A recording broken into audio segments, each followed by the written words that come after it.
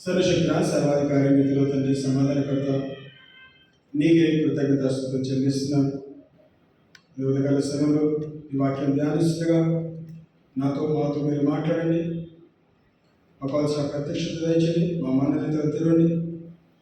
వాక్యంలో సత్యంలో మమ్మల్ని నడిపించి ప్రార్థిస్తున్నాం. ఇంతవరకు మా పట్ల మీరు చూపిన కృపను బట్టి మీరు చేసిన ప్రతి మేలు, ప్రతి ఒక్క ఉపకారం బట్టి నీకే కృతజ్ఞతాస్తుతులు చెల్లిస్తూ యేసుక్రీస్తు పరిశుద్ధంగా ఉన్న ప్రార్థించి వేడుకుంటున్నాం తండ్రి. ఆమేన్. దేవుని నామానికి మహిమ ఘనత కలుగుగాక. గడిచిన సంవత్సరం మరి ఇంతవరకు సెప్టెంబర్ 4వ ఆదివారంలో దేవుడు నడిపించినందుకు మరి దేవునికి కృతజ్ఞతలు. ఇంకా 3 నెలలు మాత్రమే మనం నమ్ముదాం, విశ్వసిస్తాము. మన జీవితంలో దేవుడు నూతన క్రియ చేయనుగాక. ఆమేన్. మరి ఈరోజు తీసుకున్న అంశం మాస్టర్ సేవర్స్ వి పెరిష్.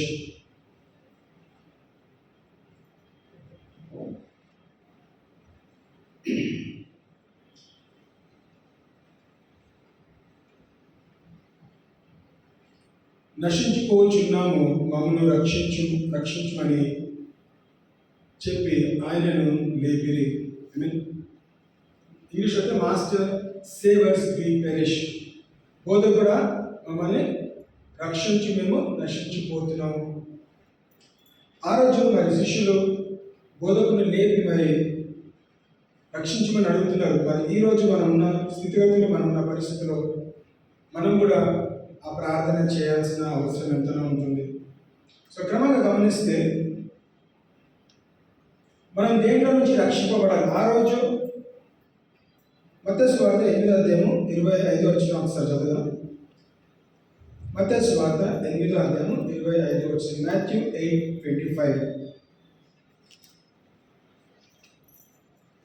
వారు ఆయన యొద్దకు వచ్చి, ప్రభువా, నశించిపోచున్నాము, మమ్మను రక్షించమని చెప్పి ఆయనను లేపిరి. And his disciples came to him and awoke him, saying, Lord, save us, we perish. ఆ రోజు శిష్యులు దోణిలో ఉన్నప్పుడు, ఎప్పుడైతే మరి యేసుక్రీస్తు శిష్యులతో పాటు అద్దెకి వెళ్ళి వాక్య పరిచయం చేయడానికి మినిస్ట్రీ కొరకు వెళ్తున్నప్పుడు తెలిసిన కథనాగం కాబట్టి ఏమైంది, ఆ దోణిలో తుఫాను గాలులు వచ్చినాయి. ఆ తుఫాను గాలులు వచ్చినప్పుడు శిష్యులు ఉన్నారు, యేసుక్రీస్తు కూడా ఆ దోణిలో ఉన్నాడు. మరి యేసుక్రీస్తు ఏం చేస్తాడు? ప్రయాణంలో కొద్ది నిమిషాలు విశ్రాంతి తీసుకుందామని కొద్దిసేపు పడుకున్నాడు. బహుశా శారీరక అలసిపోయి ఉండొచ్చు, లేదా నిద్ర వస్తుందని, లేదంటే కొంచెం టైం గడవడానికి మనము రెస్ట్ తీసుకుంటాం. సో ఆ పరిస్థితిలో తుఫాను గాలులు వచ్చినప్పుడు శిష్యులందరూ కూడా ఏమని ప్రాధాన్యపడుతున్నారు? బోధకుడా, మమ్మల్ని రక్షించి మేము నశించిపోతున్నాము. వాళ్ళు ఏం చేశారు? బిగ్గరగా కేకలు పెట్టారు. వాళ్ళు మొరపెట్టుకున్నారు. ఏం చేశారు? 26వ వచనంలో, అందుకు ఆయన, అల్పవిశ్వాసులారా ఎందుకు భయపడుచున్నారని వారితో చెప్పి లేచి గాలిని సముద్రమును గద్దింపగా మిక్కిలి నిమ్మలి ఆయను. యేసుక్రీస్తు ఎప్పుడైతే నిద్ర లేచిన వెంటనే మరి యేసుక్రీస్తు తుఫాను గాలులని చూసి భయపడాలి, కానీ ఏం చేశారంట? గాలి తుఫానులని గద్దించినప్పుడు ఆ సముద్రము నెమ్మది ఆయను. శిష్యులు ఎందుకు చేయలేకపోయినారు? యేసుక్రీస్తు ఎందుకు చేసినాడు? మరి ఇద్దరు కూడా మానవులే. మరి యేసుక్రీస్తు దేవుడు అయినప్పుడు కూడా మానవ శరీరంలో ఇక్కడ ఉంటున్నాడు. మరి ఇక్కడ గమనిస్తే శిష్యులు కూడా మరి యేసుక్రీస్తును వెంబడిస్తున్నారు. యేసుక్రీస్తు ఏం చేస్తారు? వెంబడిస్తున్నారు. అదేవిధంగా బోధని గమనించినారు, వాక్యం తెలుసుకునే వారు అన్నీ చూస్తున్నారు, కానీ శిష్యులు అక్కడ గాలి తుఫాన్ని గద్దించలేకపోయినారు. కానీ ఇక్కడ ఏమని గమనిస్తాము? యేసుక్రీస్తు లేచిన వెంటనే ఫస్ట్ వాళ్ళని తిడుతున్నాడు.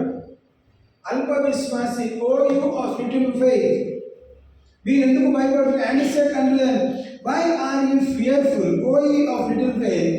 Then he arose and rebuked the winds and the sea, and there was a great calm. మన జీవితంలో భయపడుతున్న స్థితిగతిలో, ఆందోళన చెందిన పరిస్థితిలో మనం లేచి మనం దేన్ని గద్దించాలంటే భయాన్ని గద్దించాలి. భయాన్ని గద్దించినప్పుడు మన స్థితిగతిలో మనకి నెమ్మది కలుగుతుంది. దేవా నాకు నెమ్మది దయచేసి సమాధానం దయచేసి అడుగుతున్నాం. కానీ మనము లేచి గద్దించినట్లయితే ఏమవుతుందంట, ఆ గాలి సముద్రం మన మాట కూడా వింటాయండి. అది పరిస్థితి బట్టి. చాలాసార్లు కొంచెం మీటింగ్ అయితే వర్షం పడగానే అందరూ ఈ వాక్యం పట్టుకొని వర్షంతో మాట్లాడుతున్నారు, గాలితో మాట్లాడుతున్నారు. అది ఆగిపోవాలని కాదు. కాలంలో వర్షం పడుతుంది. నీ విశ్వాసంతో మనం పలికినప్పుడు కొన్నిసార్లు ఆగొచ్చు, ఆగకపోవచ్చు. ఆగినప్పుడు మనం గంతులేస్తాం. ఆగకపోతే నాకు అల్ప విశ్వాసం, నేను అది ఆగలేదని అనుకుంటాం. నిరుత్సాహపడాల్సిన అవసరం లేదు. వాక్యం పాటించాల్సిన బాధ్యత మనకి ఎంతగా ఉంటున్నది. సో మనము ఎప్పుడంటే స్టార్టింగ్ అప్పుడే ప్రార్థన చేస్తారా? అక్కడ ఏం లేదు, ప్రార్థన చేస్తాడు. యేసుక్రీస్తు స్వయంగా మనం ఇంకొక ప్లేస్కి వెళ్ళి మనం పరిచయం చేస్తాం. ఆ మార్గంలో ఏమైందంట, గాలి తుఫానులు వచ్చినప్పుడు యేసుక్రీస్తు లేచి గద్దించాడు. శిష్యులు ఎందుకు చేయలేకపోయారు, యేసుక్రీస్తు ఎందుకు చేసాడు మనం గమనిస్తాం. ఏమే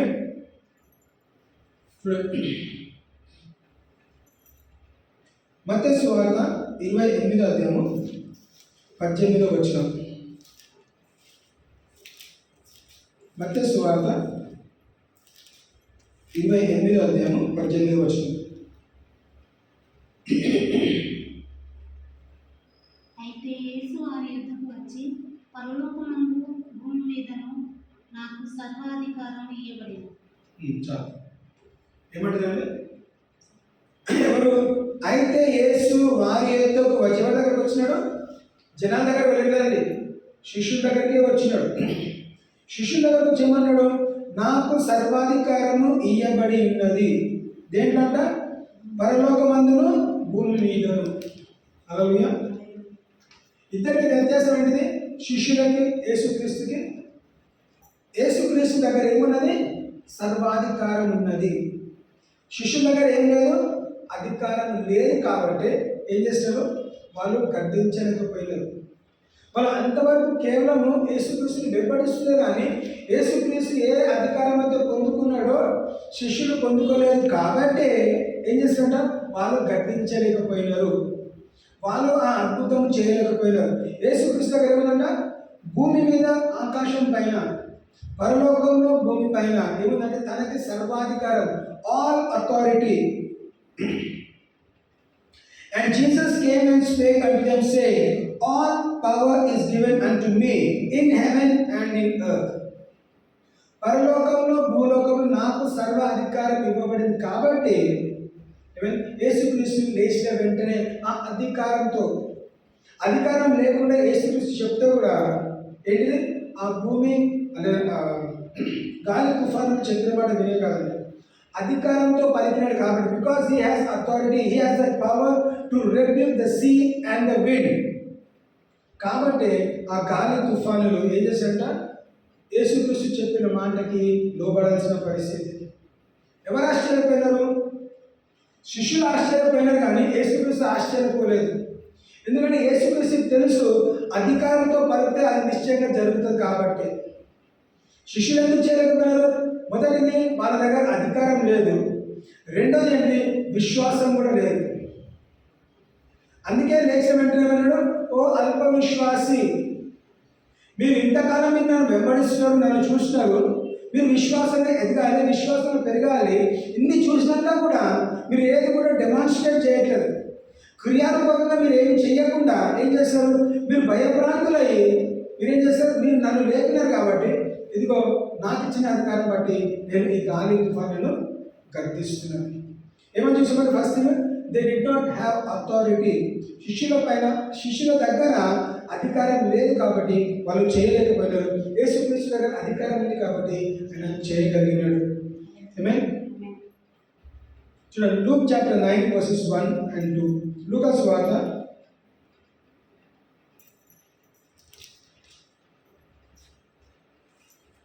9వ అధ్యాయం మొదటి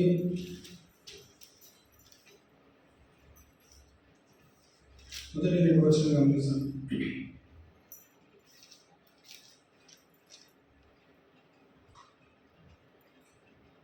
ఆయన తన 12 మంది శిష్యులను పిలిచి, సమస్తమైన దయ్యముల మీద శక్తిని, అధికారమును, రోగమును స్వస్థపరచు వరమును వారికి అనుగ్రహించి, దేవుని రాజ్యమును ప్రకటించుటకు, రోగులను స్వస్థపరచుటకు వారిని పంపెను. ఇప్పుడు ఏం చేస్తామంటే, Then he called his 12 disciples together and gave them power and authority over all devils and to cure diseases. అంతకుముందు అధికారం లేదు, వారు ఏం చేయలేకపోయినారు. ఇప్పుడు ఏం చేస్తారు? పరిచయంలో పంపిస్తుండగా ఏమని చెప్తున్నాడు? నేను ఇదిగో మీకు అధికారం ఇస్తున్నా. ఏం అధికారం అండి? దెయ్యాలని వెళ్ళగొట్టే అధికారము, స్వస్థత పరిచే అధికారము ఇదిగో నేను మీకు ఇస్తున్నాను. ఆయన తన 12 మంది పిలిచి, సమస్తమైన దెయ్యముల మీద, సమస్తము, చిన్న దెయ్యమా పెద్ద దెయ్యమే కాదండి, దెయ్యము చిన్నదా పెద్దదా చాలా మంది ఇంపార్టెంట్ కాదు. ఇక్కడ ఏమన్నాడు? ఏ దెయ్యాన్ని అనగానే మీరు వెళ్ళగొట్టగలుగుతారు. ఎందుకు? నేను మీకు అధికారం ఇస్తున్నా. ఏమేమి? రోగములు స్వస్థపరచుటకు కూడా దేవుడు మనకి అధికారం ఇచ్చినాడు. సో ఆ రోజు శిష్యులు అధికారం పొందుకున్నట్లయితే ఈరోజు కూడా అదే అధికారము నీకు నాకు కూడా వర్తిస్తుంది. ఏమేమి? చాలాసార్లు ఇలాంటి దెయ్యాలు పట్టినప్పుడు, లేదంటే ఇట్లా కొంచెం అనారోగ్య పరిస్థితిలో వెంటనే ఎవరి దగ్గర వెళ్తామంటే మనము సాధారణ క్రైస్తవులు అయితే ఏం చేస్తాము? ప్రేయర్ టవర్స్కి ఫోన్ చేయటము, లేదంటే పాస్టర్స్ దగ్గర వెళ్ళటము, చర్చ్ దగ్గరికి వెళ్ళటము, బ్రతిమలాడతాము, పలానా వ్యక్తికి దెయ్యం పట్టిందని మీరు వచ్చి ప్రార్థించేయడం. వ్యక్తిగతంగా మనం ఏం మర్చిపోతున్నాం అంటే, నేను యేసుక్రీస్తుని సొంత రక్షకుడిగా అంగీకరించిన తర్వాత నా దగ్గర కూడా ఆ అధికారం ఉన్నది. ఆ శక్తి, అధికారము ఏంటిది? యేసుక్రీస్తు రక్షింపబడిన వెంటనే నీకు నాకు అధికారం ఇచ్చినాడు. దేనిపైన? అంధకార శక్తుల పైన, దెయ్యాల మీద అధికారం ఇచ్చినప్పుడు నీవు నేను ఏం చేయగలుగుతాము? మనము దెయ్యాలని వెళ్ళగొట్టగలుగుతాము. కానీ ఏం చేయాలి? ఫస్ట్ మనం నమ్మాలి. ఏమని నమ్మాలి? దేవుడు నాకు అధికారం ఇచ్చాడు. You should no. నీకు నువ్వు గ్రహించి నువ్వు తెలుసుకోవాలి. ఏంటి అంటే ఏమని తెలుసుకోవాలి? నాకు అధికారం ఉన్నది. ఎవరి మీద? భర్తకి భార్య మీద, భార్యకి భర్త మీద కాదండి. నా అధికారం వేరే. కానీ ఇక్కడ ఏ అధికారం గురించి మాట్లాడతామో? ఆత్మీయ అధికారము. దెయ్యాలను వెళ్ళగొట్టవచ్చు, స్వస్థత క్రియలు చేయొచ్చు, అద్భుతాలు, సూచక క్రియలు చేయొచ్చు. కాబట్టి దేవుడు ఏం చేస్తాడు? వాళ్ళని పిలిచి, భవిష్యత్తు దానికన్నా డిస్కషన్ అయి ఉండొచ్చు. ఎగ్జాంపుల్ తీసుకుందాం. శిష్యుడు అడిగి ఉండొచ్చు, మరి మేము ఎందుకు చేయలేకపోయినాము, నువ్వు ఎందుకు చేస్తావంటే భవిష్యత్తే మాట్లాడి ఉండొచ్చు. నా దగ్గర అధికారం ఉంది, మీ దగ్గర లేదు. శిష్యులు కూడా అడుగుంటారు, మరి మాకు కూడా అధికారం ఇవ్వండి. దానికన్నా ముందు ఏమని అడిగిన శిష్యులు? ప్రార్థన చేయడం నేర్పించినారు కదా. ప్రార్థన చేయడం మాకు నేర్పించు అంటే యేసుక్రీస్తు అన్ని విషయాలలో గమనిస్తారు. ఫస్ట్ అధికారం ఎక్కడి నుంచి వచ్చింది? ఈయన ఎక్కువ సమయం ప్రార్థనలో గడుపుతున్నాడు కాబట్టి ఆ అధికారాన్ని పొందుకున్నాడు. సో మాకు కూడా అధికారం కావాలంటే మొట్టమొదటి మనం ఏం చేయాలి? దేవుని సన్నిధిలో మనము ప్రార్థన ఏం చేయాలి? మనము గడపాలి. దేవుని సన్నిధిలో వాక్యంతో మన ప్రార్థనలో మనం ఎప్పుడైతే గడుపుతామో ఆ అధికారాన్ని పొందుకుంటాము, ఆ శక్తిని పొందుకుంటాము. మనలో మన ద్వారా దేవుడు అద్భుతాలు, సూచక క్రియలు చేయడానికి ఆశపడుతున్నాడు. మార్కు సువార్త 16-17 వచ్చిన.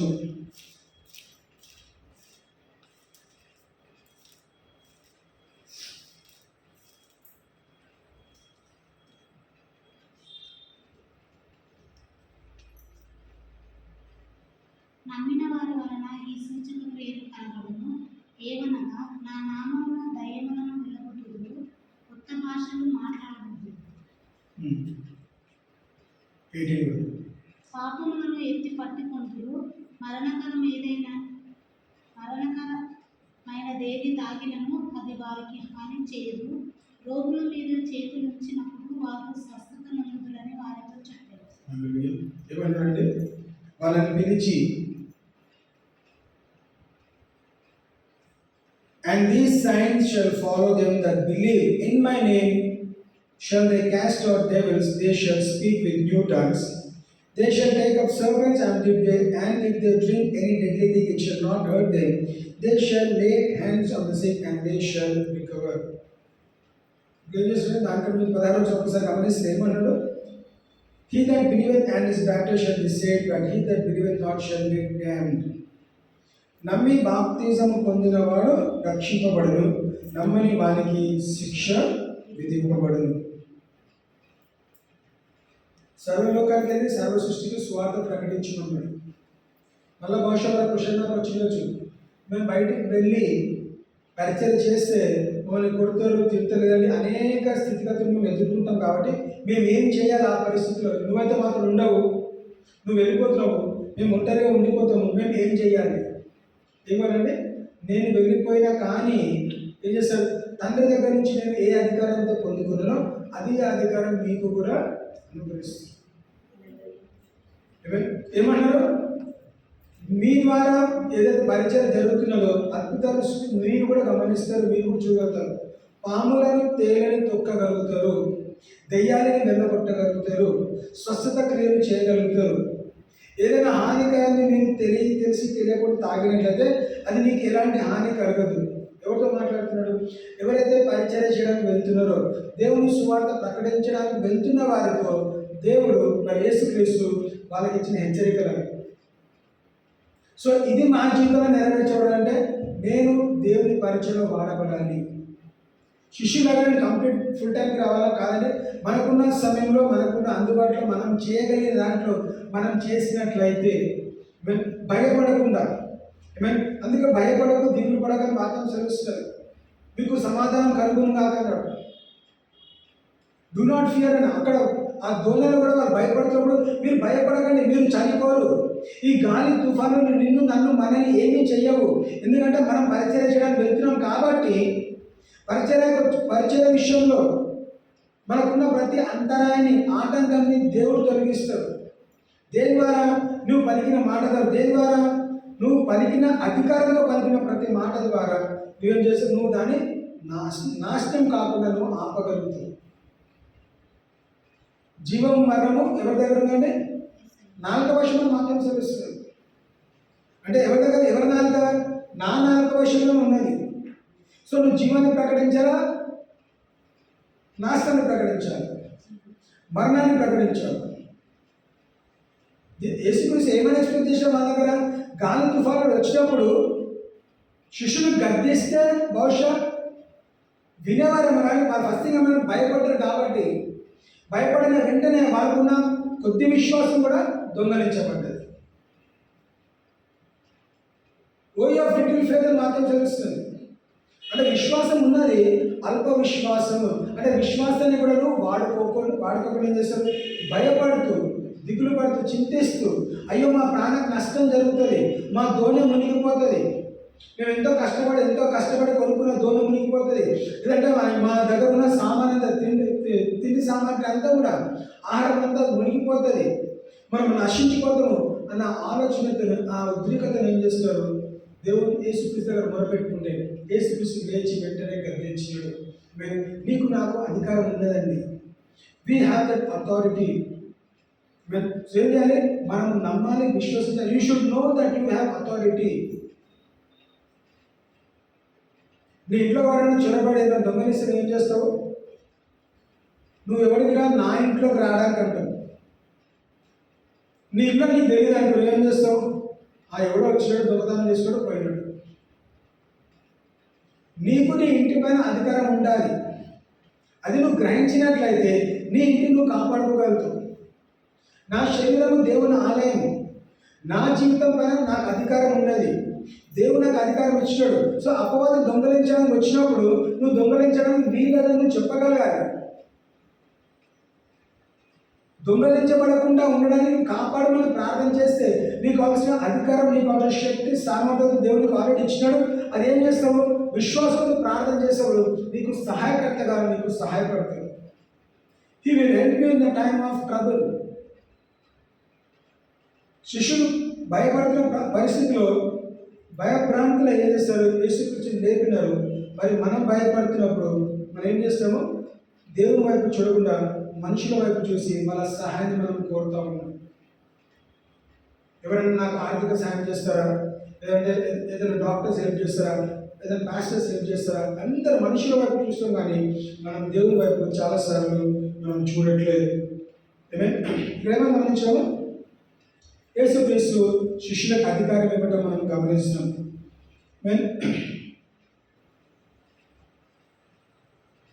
Matthew 28, 18 and 19. మత్తయి సువార్త 28వ అధ్యాయము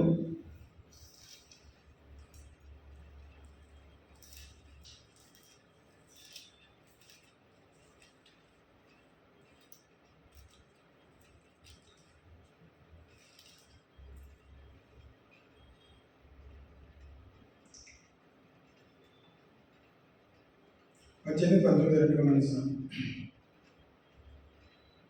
అయితే యేసు వారి యొద్దకు వచ్చి, పరలోకమందున్న భూమి మీదను నాకు సర్వాధికారం ఇవ్వబడి ఉన్నది. కాబట్టి మీరు వెళ్ళి సమస్త జనులను శిష్యులుగా చేయండి. తండ్రి యొక్కయు కుమారుని యొక్కయు పరిశుద్ధాత్మ యొక్కయు నామములోనికి వారికి బాప్తిసం ఇచ్చుచు, నేను మీకు ఏ సంగతులను ఆజ్ఞాపించినో వాటన్నిటినీ గైకొనవలెనని వారికి బోధించుడు. ఇదిగో నేను మీ సమాప్తి వరకు సదాకాలం మీతో కూడా ఉన్నానని వారితో చెప్పాను. అధికారం ఇచ్చి వెళ్ళిపోతాడండి. ఏమన్నాడు? అధికారం ఇచ్చి సదాకాలము నేను మీకు తోడై ఉన్నాను. ఎవరు తోడున్నారు? తండ్రి, కుమార, పరిశుద్ధాత్మ. త్రియేక దేవుడు ఏం చేస్తాడంట? త్రియేక దేవుడు ఇప్పుడు ఏం చేస్తాడు? Father, Son and Holy Spirit మనల్ని పంపించి ఏం చేస్తాడు? బ్యాకప్ అంటాం. He is backing us. ఆయన మన వెంటనే ఉండి ఏం చేస్తాడు? సదాకాలము నేను నీకు తోడైనను. ఎప్పుడంటే నువ్వు పరిచయం చేయడానికి వెళ్తే పాములు తేలును తొక్కగలుగుతావు, నీకు ఇచ్చిన అధికారంతో నువ్వు దెయ్యాన్ని మీద కొట్టగలుగుతావు, నీకు ఇచ్చిన అధికారంతో నువ్వు స్వస్థత చేయగలుగుతావు, నీకు ఇచ్చిన అధికారంతో నువ్వు శిష్యులంగా చేయగలుగుతావు, బాప్తిజంలో సాక్షి ఇవ్వగలుగుతారు. అధికారం లేకుండా ఏమి చేయలేమండి. యేసుక్రీస్తు తండ్రి కుమారుని ఈ భూలోకం పంపించినప్పుడు కూడా ఏం చేశాడు? అధికారం ఇచ్చినదన్నమాట. దేవుళ్ళగా పంపించినప్పుడు, మానవ స్వరూపంలో ఒక దేవుడిగా పంపించినప్పుడు క్యాజువల్గా పంపలేదండి. తన ఆత్మతో నింపి తనకు కావాల్సిన శక్తి సామర్థ్యత ఇచ్చినాకనే ఆయన పనులు కొనసాగించినాడు. అందుకే వాక్యం తెలుస్తుంది, I can do all things through Christ who strengthens me. నన్ను బలపరచు వాని యందు నేను సమస్తము ఎవరు బలపరుచున్నాడు? యేసుక్రీస్తు నన్ను బలపరిచే కొద్దీ నేను సమస్తము చేయగలను. సమస్తం అంటే కొట్టడం తిట్టడం కాదండి. నువ్వు సమస్య ఎదుర్కొంటే, ఎలాంటి ఛాలెంజ్ ఎదుర్కొన్నా, ఎలాంటి ఇష్యూస్ ఎదుర్కొన్నా కానీ ప్రతి దాన్ని అధిగమించడానికి, జయించడానికి యేసుక్రీస్తు నీకు నాకు తోడైనాడు. సదాకాలం నేను నీకు తోడైనా అంటున్నాడు. సర్వలోకానికి వెళ్ళి సర్వశిష్యులకు స్వార్థ ప్రకటించుకోడు. సో నేను ఎవరికి స్వార్థ ప్రకటించగలుగుతానో వాళ్ళకి నేను స్వార్థ ప్రకటిస్తే చాలు. చిన్న మాట అండి. స్వార్థ అనగానే మనకు మొత్తం బైబిల్ మొత్తం రావాల్సిన అవసరం లేదు. నువ్వు ఏ విధంగా రక్షింపబడ్డావో అదే రక్షణ స్వార్థని ఇతరులకు పంచుకోవడం చాలు. అవకాశం వచ్చినప్పుడు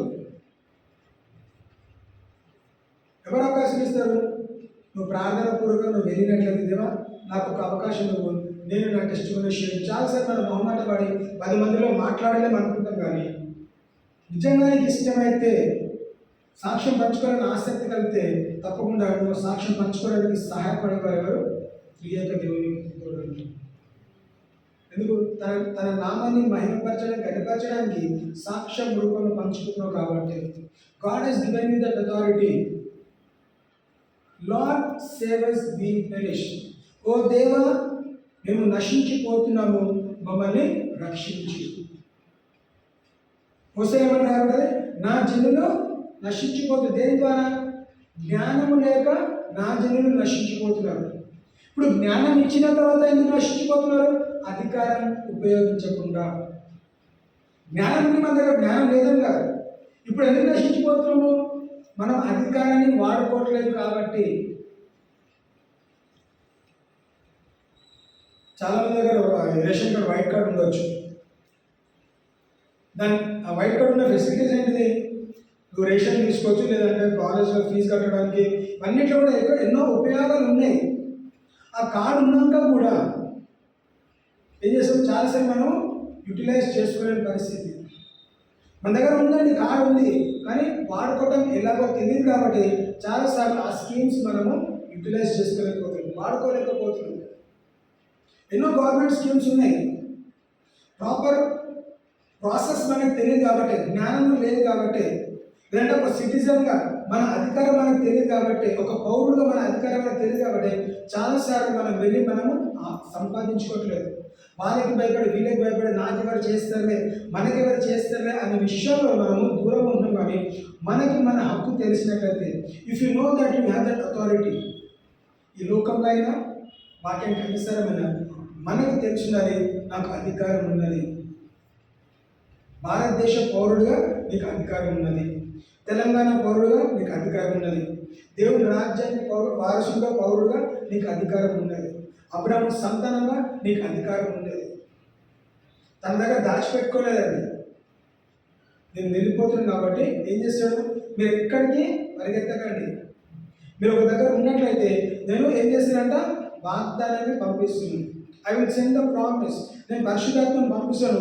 పరిశుద్ధాత్మ నీ పైన దిగొచ్చినప్పుడు ఏమైందా, దే షల్ రిసీవ్ పవర్. చూడండి, యేసుక్రీస్తు ఫస్ట్ ఈ మత్తయి సువార్త ఏమని చదివాము, నాకున్న అధికారము నేను మీకు ఇస్తున్నాను.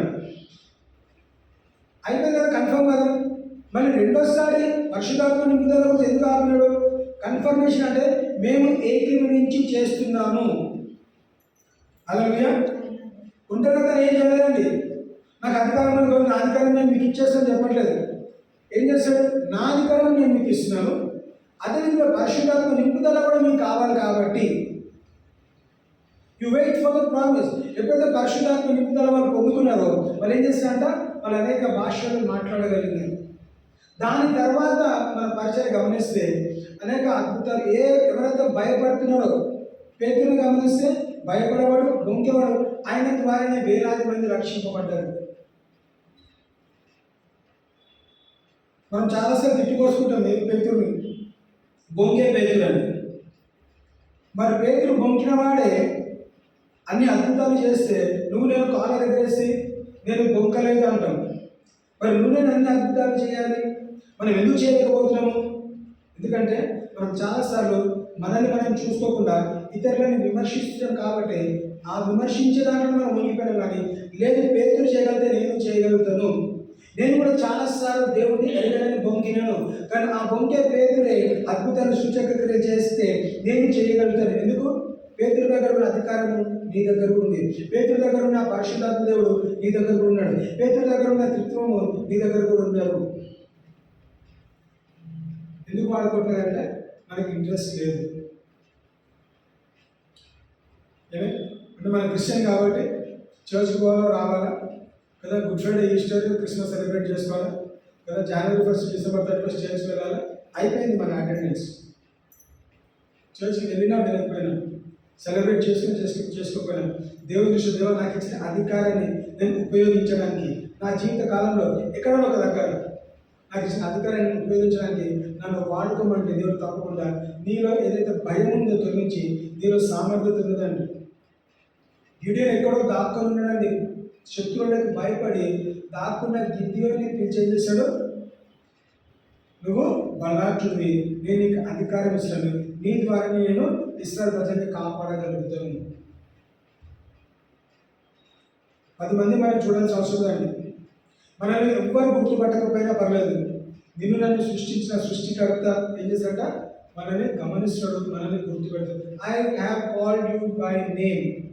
నేను ఏమని పిలిచాడు, ఒరేకుడా నిలవట్లేదు, పేరు పెట్టి పిలిచిన అన్నాడు. పేరు ఏంటంటే క్రొత్త పేరండి, అమ్మ నాన్న పెట్టిన పేరు కాదు. నేను నిన్ను కొత్త పేరుతో పిలిచిన. ఆ కొత్త పేరు ఏంటిది, నువ్వు విజయవంతుడి. You are more than a conqueror. నువ్వు ఓడిపోయిన వాడివి కాదు, నువ్వు గెలిచిన వాడివి. ఎవరు పెట్టినారు ఆ పేరు? నిన్ను నన్ను సృష్టించిన సృష్టికర్త మనకిచ్చిన పేరు. సో మనం నమ్ముతాము, దేవుడు నాకు ఇచ్చిన అధికారాన్ని నేను ఏ విధంగా వాడుకోవాలో నా అనుదిన జీవితంలో నాకు నేర్పించినందుకు నీకు కృతజ్ఞత. మన దగ్గర అధికారం ఉంది కదా, మన దగ్గర ఉన్నాడు, నీకు సహాయపడే సహాయకర్త దగ్గర ఉన్నాడు, బోధకుడు ఉన్నాడు. You have the teacher, you have the helper, you have the guide. అందరూ మన దగ్గర ఉన్నారు కానీ మనం ఏం చేస్తాము, మనం ఉపయోగించుకోవట్లేదు. మత్తయి సువార్త 18:18.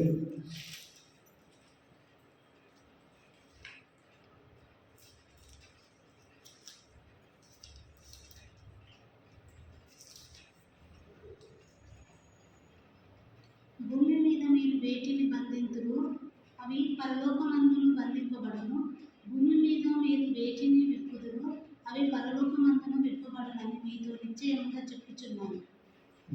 కూడా మరియు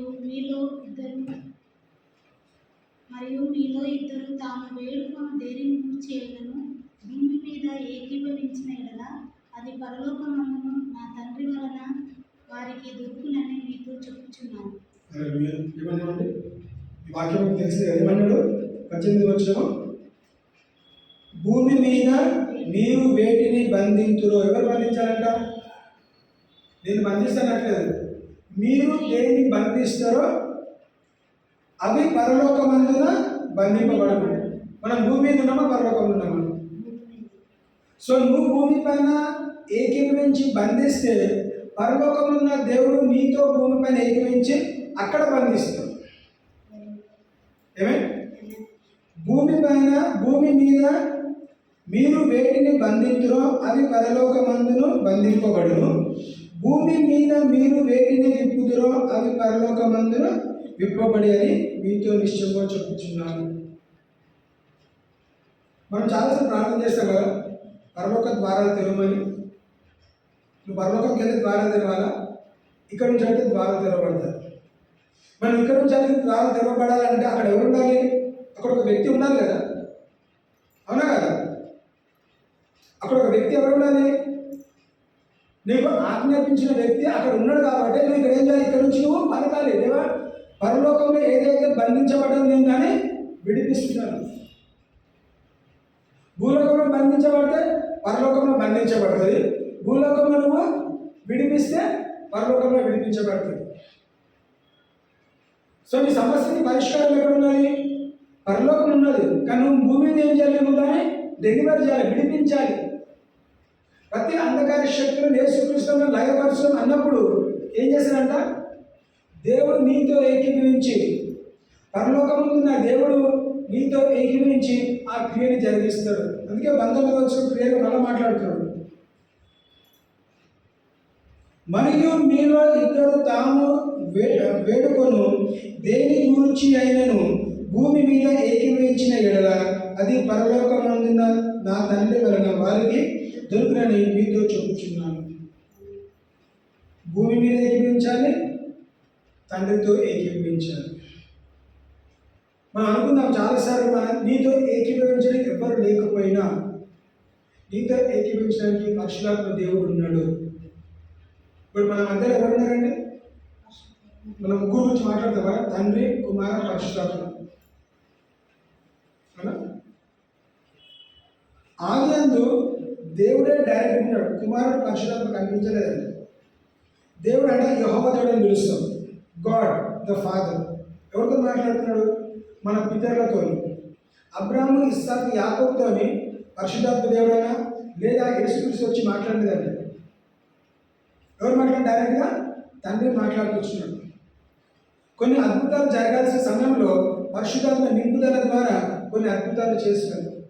మరి కొత్త నిబంధనకు వచ్చేసరికి మనము తండ్రిని పరిశుద్ధాత్మను చూడం, కానీ ఇక్కడ ఎవరు చూసినాము? స్వయాన యేసుక్రీస్తుని చూసినాము మానవ శరీరంలో. సో అన్నీ తన అప్పగించిన పని ముగించుకున్న తర్వాత వెళ్ళిపోతున్న పరిస్థితి. ఇప్పుడు ఎవరిని మీరు పంపిస్తున్నాడు? తండ్రి పని అయిపోయింది, కుమారుడు పని అయిపోయింది. ఇప్పుడు ఎవరు పని చేయాలి? పరిశుద్ధాత్మ పని చేయాలి. సో ఇప్పుడు నీకు నాకు ఎవరు సహాయకర్త ఉన్నారు? పరిశుద్ధాత్మ సహాయకర్త ఉన్నాడు, ఆదరణకర్తగా ఉన్నాడు. సహాయం చేయబడడం నేనే, నిన్ను బలపరచువాడును నేనే, నిన్ను నడిపించువాడును నేనే, నిన్ను ఎత్తుకొని వారిని ఎవరు? తండ్రి కుమారుడు కాదండి. అంటే ఇండివిజువల్గా మాట్లాడుతూ తండ్రి కుమారుడు చేయట్లేదు, కానీ ఎవరు చేశాక పరిశుద్ధాత్మ దేవుడు నీకు నాకు తోడుగా ఉన్నాడు కాబట్టి he will do everything for you. ఎవరి సాయంతో? తండ్రి కుమార పరిశుద్ధాత్మ సాయంతో మనం జీవితంలో ఏ కార్యం జరగాలన్నా కానీ మనం ప్రార్థన చేస్తాం కదా. ఏమని స్టార్ట్ చేస్తాము? తండ్రికి ప్రార్థన చేస్తాము. ఎవరు ప్రేరేపణ ద్వారా? పరిశుద్ధాత్మ ప్రేరేపణ ద్వారా. ఎవరి నామమును ముగిస్తాము? యేసుక్రీస్తు నామమును ముగిస్తాము. అంటే ఏంటిది? నీ ప్రార్థన వెనుక బ్యాకప్ ఏంటిది? తండ్రి కుమార పరిశుద్ధాత్మ సహాయంతో నువ్వు ప్రార్థన చేసు కాబట్టి తండ్రి నువ్వు ఏది అడిగినానో నీకు అనుగ్రహించును. Lord save us we perish. ఇప్పుడు ఎవరు జోక్యం చేస్తున్నారు? యేసుక్రీస్తు త్రిత్వము కలిగిన వాడు కాబట్టి నన్ను చూస్తే తండ్రిని చూసినట్లే అన్నాడు. సో ఏంటంటే తండ్రి కుమార పరిశుద్ధాత్మ ముగ్గురు కూడా ఏం చేశారు? ఆ గాలి తుఫానుని గర్దించారు. నీ పలికిన మాట నీ దగ్గరికి ఏం రాదంట? ఖాళీగా రాదు. నువ్వు దేని కొరకైతే నీ మాట పంపించావో ఆ మాట నెరవేర్చి పూర్తి చేసుకున్న తర్వాత నీ దగ్గరకు వస్తుంది. It will not come to you empty handed. It will not return to you what Matthew says. If you release a word, it will go and manifest. So నువ్వు గద్దిస్తే నువ్వు దేని గద్దించినా అది గద్దింపబడాలి. ఎప్పుడు? అధికారంతో పలికినప్పుడు. గాలి మాటలు మాట్లాడితే అది గాలిలోనే ఉంటుందండి. నువ్వేమి అనుభవించవు. నువ్వు అనుభవించాలంటే నువ్వు హృదయంలో నమ్మాలి, నోటి ద్వారా ఒప్పుకోవాలి. When you deliver, when you declare, ఏమని గమనించింది కదా? ఇద్దరు ఏకీభవించాలి. నేను చాలాసార్లు మాట చెప్తాను. మరి సంఘస్థులు సంఘంతో ఏకీభవించాలి. మన సమస్య పరిష్కారము ఎక్కడి నుంచి వస్తుంది? మనం ఏకీభవించినప్పుడు. మనం బంధిస్తే బంధించబడుతుంది, విడుదల చేస్తే విడిపించబడుతుంది. మరి ఏం బంధించాలి, ఏం విడిపించాలి? నీకు అవసరం ఉన్నది విడిపించుకో, అవసరం లేని దాన్ని బంధించు. అంతే కదా? What you want you declare, what you don't want you rebuke. నీకు ఏం కావాలో నువ్వు దాన్ని ఆహ్వానించు, ఏదైతే వద్దో నువ్వు దాన్ని వెళ్ళగొట్టు. సాధారణ పండుగల విషయంలో ఏం చేస్తామంటే ఇల్లు చదువుతాం కదా. ఇల్లు చదివినప్పుడు ఏం చేస్తాము? అవసరం లేని సామాన్ అంతా ఏం చేస్తాము? ఒకరోజు అవసరం పడ్డది, మనమే కొని తెచ్చినాము, కొంతకాలం తర్వాత అది పాత పడిపోయింది కాబట్టి ఇప్పుడు ఏం చేస్తాము? నీ చేతిలో ఉన్నది, నీ ఇల్లు నీ ఇష్టం, ఉంచుకుంటావా పడేస్తావా? ఏం చేస్తాం? చాలాసార్లు పాత ఎంత సమయానికి అమ్మేస్తాం. నువ్వే కొన్నావు, నువ్వు ఎందుకు? తగిన సమయంలో అది అవసరం పడ్డది, తగిన సమయంలో ఇప్పుడు అవసరం లేదు. దాని అవసరం లేనప్పుడు దాన్ని వెళ్ళగొట్టడమే మంచిది. సో మన వ్యక్తిగత జీవితంలో కూడా శారీరకంగా కానీ ఆత్మీయంగానే మన జీవితంలో ఏముండాలో నువ్వు గమనించుకో. మనం పరిశుద్ధపరచుకున్నట్లయితే, నీ ఇల్లు శుభ్రపరచుకున్నట్లయితే, ఏదైనా అవసరం లేని ఉన్నదని నీకు తెలిసినట్లయితే దాన్ని పంపించేస్తేనే మనకి మంచిది. ఏది అవసరమో ఏది కావాలో మనం ఉంచుకున్నట్లయితే అది నేను బలపరుస్తుంది, స్థిరం. ఏమి ఉంచుకోవాలి మనము? ఏదైనా తోటలో తిన్న ఫలము మనం వెలగొట్టాలి. ఆత్మఫలము మనము ఉంచుకోవాలి. ఏదైనా తోటలో తిన్న ఫలం ద్వారానే కోపము, ద్వేష, పగ వెంటనే వచ్చినాయండి. కైన్కి ఎవరు నేర్పించినారు? తమను కొట్టి చంపాలని ఎవరు నేర్పించలేదు. పండు తిన్న వెంటనే ఆ ద్వేషము, పగ, కోపం అన్నీ కూడా ఆ పండు కారణంగానే వచ్చినాయి, ఆ పాపం కారణంగా వచ్చినాయి. మరి ఆత్మఫలం గురించి మనం తెలుసుకున్నప్పుడు ఏం చేస్తాము? మరి పౌలు ఆత్మఫలం కలిగిన వాడుగా ఏం చేస్తాడు? క్షమిస్తూ వచ్చినాడు. మరి యేసుక్రీస్తు ఆత్మఫలం కలిగిన వాడు కాబట్టి తండ్రి మీరు ఏం చేస్తున్నారో మీరు తెలియదు కనుక వీళ్ళని క్షమించి ఉన్నాడు. స్టీఫెన్ ఆత్మఫలం కలిగినాడు కాబట్టి తండ్రి మీరు ఏం చేస్తున్నారో మీరు తెలియదు కనుక వీళ్ళని క్షమించమన్నాడు. ఏమే? సో మనం చేసే క్రియ బట్టి మనం తెలుసుకోగలుగుతాం ఏంటంటే నాలో ఏ పండు ప్రభావితం కలిగిస్తున్నది. ఏదైనా తోటలో ఉన్న పంట లేదా గెచ్చమైన తోటలో ఉన్న పంట.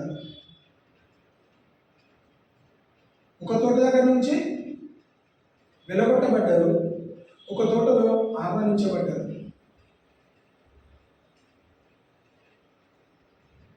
ఒక తోటలో ఒక తోట ఏదైనా తోటలో స్టార్టింగ్లో ఏం చేస్తామో దేవుడు దిగొచ్చినప్పుడు ఆదం అవ్వ దాక్కున్నారు. ఇక్కడ ఇంకొక తోటలో గెత్సెమనే తోటలో ఎవరు వచ్చినారంటే మరియమ్మ వెతుక్కుంటూ వచ్చింది. ఎవరి గురించి? యేసుక్రీస్తు గురించి వెతుక్కుంటూ వచ్చింది.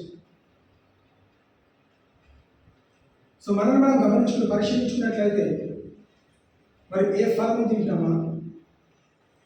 మనం కూడా అదే నశించిపోతున్నామా? మనం మొరపెట్టుకుంటామా లేదా? తండ్రి, మేము నశించిపోతున్నాము, మీరు మమ్మల్ని కాపాడండి. దేవుడు మిమ్మల్ని కాపాడడానికి, మనల్ని కాపాడడానికి ఆల్రెడీ అధికారం ఇచ్చాడు. సో ఇప్పుడు ఏం చేయాలి? మనం అధికారాన్ని మనం వాడుకోవాలి. చివరికి ఒక మాట చూసుకొని మనం నేర్చుకుందాం. ఎఫెసీ 4:11-12 వచ్చిన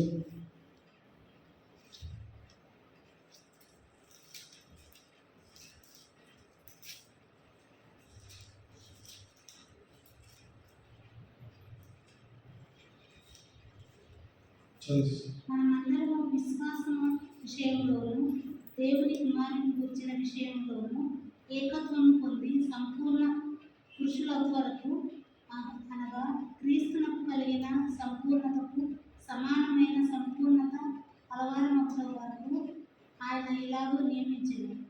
పరిశుద్ధులు సంపూర్ణులగునట్లు క్రీస్తు శరీరము క్షేమాభివృద్ధి చెందుటకును పరిచర్య ధర్మం జరుపుటకును ఆయన కొందరిని అపొస్తలులుగాను, కొందరిని ప్రవక్తలుగాను, కొందరిని సువార్తికులుగాను, కొందరిని కాపరులుగాను, ఉపదేశకులుగాను నియమించాడు. ఏం చేశాడు?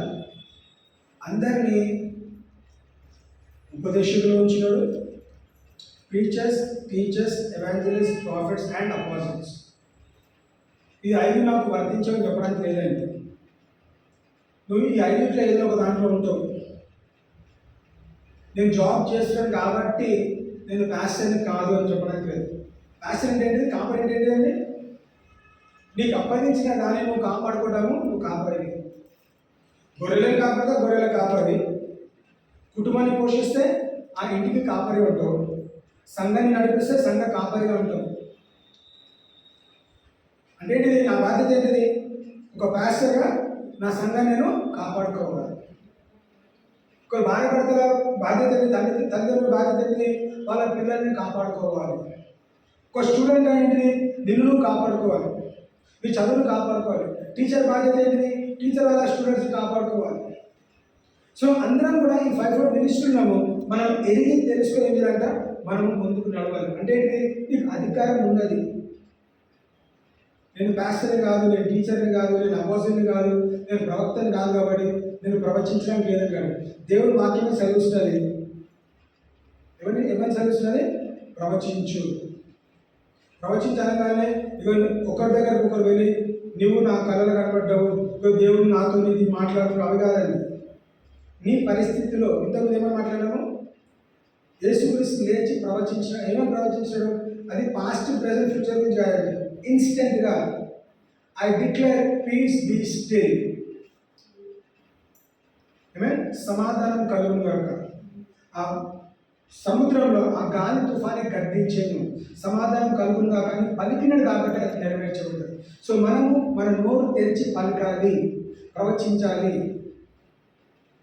ఎందుకు? నీలో ఉన్నవాడు లోకంలో ఉన్నవాడిగా గొప్పవాడు. నీలో ఎవరినండి? తండ్రి, కుమార, పరిశుద్ధాత్మ నీలో నివాసం చేస్తున్నారు, మనలో నివసిస్తున్నారు. కాబట్టి మనకి సర్వాధికారం ఉన్నది. ఈ భూమిపైన పొలిటికల్గా నీకేం అధికారం ఉండకపోవచ్చు, కానీ దేవుడు అంధకార శక్తులపైన అధికారం ఇచ్చినాడు. ఈ రాజ్యాన్ని ఏదైనా అధికారం నీకు ఇచ్చినాడు, స్వస్థత చేసే అధికారం ఇచ్చినాడు, వాక్య పరిచయం చేసే అధికారం ఇచ్చినాడు. నువ్వు వాక్యం చెప్తే 10 మంది అంగీకరించే అధికారం నీ దగ్గర ఉందండి. ఆ స్కిల్, టాలెంట్ మన దగ్గర ఉంది, మనం లేదనుకుంటాము. రీసెంట్గా ఒక వ్యక్తి చనిపోయిన న్యూస్లో, చార్లీ కిర్క్ అని. తన గురించి నేను ఎప్పుడు వినలేదండి. చనిపోయినాకనే తన చేసిన క్రియలు ఏంటో మనకు తెలుసుకున్నాం. ఆ మెమోరియల్ సర్వీస్కి లోకమంతా కూడా దాదాపు చాలామంది, కొన్ని లక్షలాది మంది అక్కడ వెళ్ళి హాజరయ్యారు. అంతమంది ఎందుకు రాగలిగినారు? నేను చనిపోయినాక ఇంతమంది రావాలని చేస్తాడా, లేదా తనకు అప్పగించడం నమ్మకంగా భయపడకుండా చేసుకున్నాడా? భయపడలేదు కాబట్టి ఎన్ని విమర్శలు వచ్చినా కాల్చి చంపినారంటే ఏమైంది? అపవాదికి డిస్టర్బెన్స్ క్రియేట్ చేస్తాడు. ఆ వ్యక్తి ఎవరైతే చంపినారో ఆ వ్యక్తి చెప్పిన మాటల ద్వారా ఆయన ఉద్రిక్తత చెందినాడు కాబట్టి కాల్చి చంపినాడు. అంటే తన కాన్షియస్ డిస్టర్బ్ అవుతున్నాడు. ఎందుకు? తన ఆత్మతో నింపబడ్డాడు, దెయ్యం ఆత్మతో నింపబడ్డాడు కాబట్టి ఆ మాటలు యేసుక్రీస్తు గురించి చెప్పిన మాటలు తన డిస్టర్బెన్స్గా అనిపించింది. అనేక మంది యవనస్తులు రక్షింపబడి అనేక మంది దేవుడి వైపు తిరిగి ఒక వ్యక్తి చనిపోయిన తర్వాత సో మనము అలాంటి జీవితంలో జీవించగలగాలి. స్టీఫెన్ మనం మాట్లాడిన చెడుగా స్టీఫెన్ ఏం చేయాలి? ఒక రివిజన్ లాగా ఇచ్చినాడండి అంతే కదా. ఆయన ఆదికాండం నుంచి ఆయన ఉన్నంత వరకు కూడా అన్ని చెప్పుకుంటూ వెళ్ళాడు. వాక్యం ఏం చదివిస్తుంది? వాళ్ళు విన్న వారు ఏం చేసినట్ట? నోరు కోరుకున్నారు. వాళ్ళ హృదయాన్ని కదిలించబడ్డది. వాళ్ళు మారు మనసు గురించి మాట్లాడినట్లయితే వాళ్ళు మారు మనసు పొందప్పుడు ఏం చేస్తారు?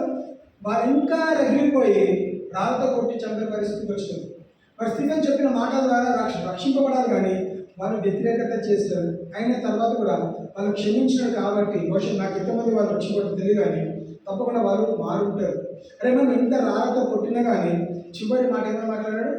దేవా మీరు ఏం చేసినారో వాళ్ళకి తెలియదు కాబట్టి వాళ్ళని క్షమించు. ఆ క్షమించు అనే మాటలు ఎవరు విన్నారండి? సౌలు కూడా ఆ రోజు విన్నాడు. సో మన జీవితం తప్పకుండా మనము అలాంటి ధోరణిలో ఉండి దేవా నన్ను రక్షించి నేను నశించిపోతున్నా అన్న పరిస్థితి ఉన్నట్లయితే ఏమని మాట్లాడాలి? వెంటనే నీకు ఇచ్చిన అధికారాన్ని గుర్తు చేసుకొని నువ్వు ఆ స్థితిగతిని ఆ పరిస్థితితో మాట్లాడితే ఆ పరిస్థితి నిన్ను విడిచిపెట్టి వెళ్తుంది.